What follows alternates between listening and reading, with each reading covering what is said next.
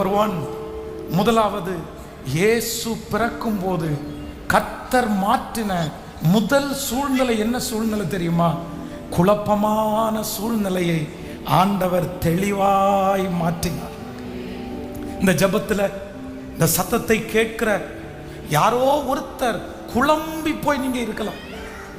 எனக்கு டிசைட் பண்ண தெரியாம நான் குழம்பி இருக்கிறேன், எனக்கு என்ன பண்றதுன்னு தெரியாம நான் குழம்பி இருக்கிறேன், முன்னாடி காலடி எடுத்து வைக்கவா வேண்டாமா, எனக்கு ஒரே குழப்பமா இருக்குது, எனக்கு ஒரு தெளிவான மைண்டே எனக்கு இல்லை, என்னால் தெளிவாக யோசிக்க தெரியல, என்னால் டிசைட் பண்ண தெரியல, எனக்கு ரொம்ப குழப்பம் மிகுதியாக இருக்குது பாஸ்டர், நான் ரொம்ப யோசிக்கிறேன், திங்க் பண்ணிகிட்டே இருக்கிறேன்.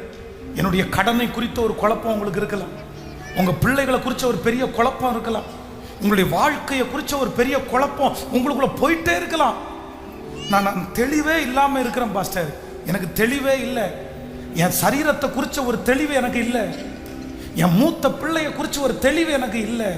ஆனால் நான் நம்புகிறேன், இந்த நல்ல நாளில் ஆண்டவர் உங்களுக்கு ஒரு பரிசை கொடுக்கிறார். குழம்பி போய் இருக்கிற உங்கள் குடும்பத்தை கர்த்தர் தெளிவுபடுத்துகிறார். குழம்பி போய் இருக்கிற உங்களுடைய எதிர்கால வாழ்க்கையை கர்த்தர் ஒரு தூதனை அனுப்பி ஒரு வார்த்தை உங்களுக்கு செய்வார், ஒரு அற்புதத்தை உங்களுக்கு செய்வார். நான் நம்புறேன், அப்பொழுது உங்களுடைய குழப்பம் எல்லாம் தெளிவாய் மாறப்போகிறது. எத்தனை பேர் ஆமோதிக்கிறீங்க? எத்தனை பேர் இதை விசுவாசிக்கிறீங்க?